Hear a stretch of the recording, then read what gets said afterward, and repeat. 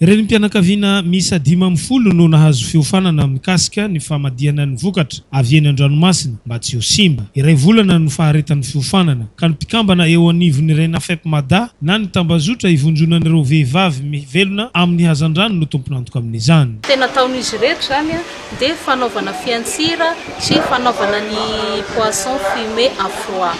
Nos formation théorie herinandro no formation pratique kosa herinandro. Formation des formateurs zany no taonay eto. Dia afaka manome certificat zahay afaka mampianatra andreo ara-dalàna vao miala eto zany zareo dia afaka mampianatra koa ny namany izay mbola afaka hiofana.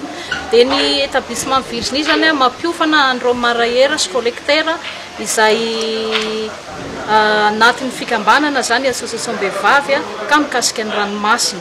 Paikady mifanaraka amin'ny politika panjakana sy ny velirano ny filoham-pirenena no entina hampiroboroboana ny sehatry ny jono aty amin'ny faritra Atsimo andrefana.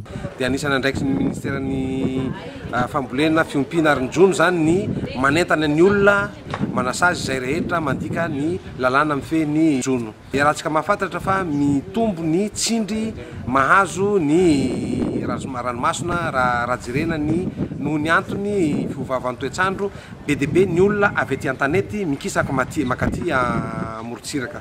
Mba hampihenana ny tsindry dia miezaka zany ny fitondram-panjakana mampiroborobo ny fiompiana trondro. Ny rivo dokotera sy ny bazy toliara no nanampy ara-pitaovana ireto bazy tombotsoa ireto.